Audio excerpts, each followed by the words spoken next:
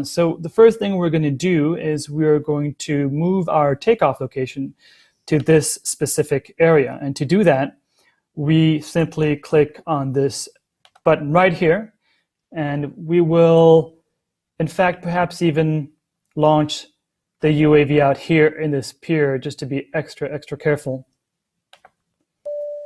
So that's now our takeoff location. Let me zoom out a bit.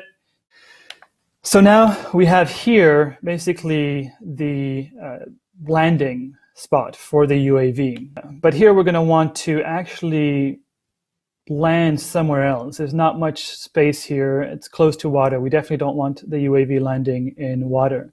So what we're going to do is we're going to go over to this handy function here and say, right, our home point, we're actually going to move to right here because there is plenty of space to actually land the UAV. And we're going to assume that we've got some wind speed coming from up here north, coming from the ocean, which is quite typical. And we want to basically land against the wind. Always keep that in mind. And so we'll come from here. The UAV will make its approach here, and you see the meters here referring to the altitude of the UAV as it's coming in for landing. A working radius of 500 meters. Basically, no matter what happens, the UAV will never leave that particular location. You can change this, which we have to, by going to this particular settings for the flight parameters. What we're going to do here is we're going to increase that to, let's say, 1,500 meters, just under 1 mile, which is plenty. And you can see this will not in any way go close to the airport we saw earlier. We can also specify the maximum height that the UAV will go. We've been told that the maximum height by air traffic control is 400 meters. Now we want to actually program the flight to go over the area that's been requested. So we're going to go over to this tab for the mission planning. And it's immediately when you've clicked this, you see that there's a default area that's already been set up for you. Now you want to obviously modify this area by just dragging it like so, and modifying it as well. Now we can certainly expand this basically to do this location here. Let's say this is the street. Anything above that is what the mayor has requested.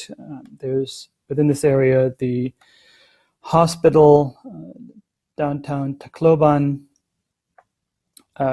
Now this does not approximate it so well. So what we're actually going to do is we're going to change the mission area from a rectangle to a polygon. And that's going to allow us to basically drag and drop some of these and define the flight area. Now, I'm just doing this very quickly. Obviously, if we were on the ground and needed to be more precise, certainly that is obviously an option. But for the purposes of this particular demo, I'm just going to keep it path. They don't have to be as narrow. They can actually fly a lot higher and thus cover a lot more area as a result. That is basically it. Here you'll see what your flight plan will look like. It will just take one flight. Now what we want to do is we want to upload this flight plan to our computer, and this is now, just click on this taking off launch button right here. And you'll see our UAV been launched. You see here on the right, it's now going in circles. It's gaining altitude and just capturing some important readings. Remember, we made a flight ceiling of 400 meters, and so it's never going to go above that. Now you see the UAV going to its first waypoint. Now this is not actually in real time. We've sped up.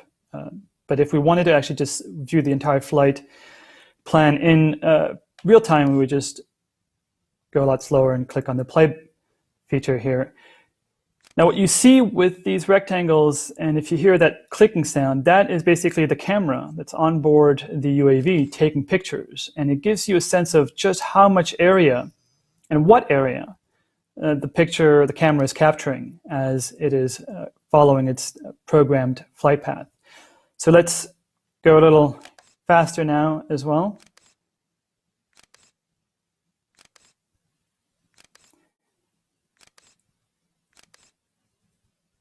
It's really as simple as that. You can also have the option of viewing the flight path before and during the actual flight on Google Earth.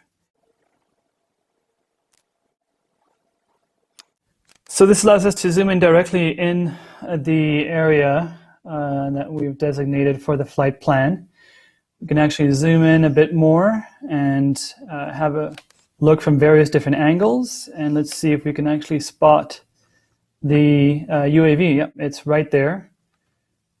Now this is important information for a number of reasons, especially if you're flying in more complex airspaces, including having mountains, hills, and so on. You want to be able to get a sense of the elevation. And in the future, I'm going to show you how to manage some very mountainous areas for humanitarian UAV missions. Now, let's say that for whatever reason, defective battery or other issue, we have to land the UAV right away.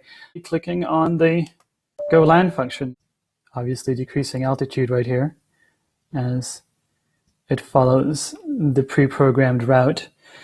And remember that we specified this area devoid of structures, which is a plus, and also land against the wind. Let's just slow to real time. The noise here just alerts you that the UAV is coming in for landing. 50. 40. 30. 20. 10. And that's it.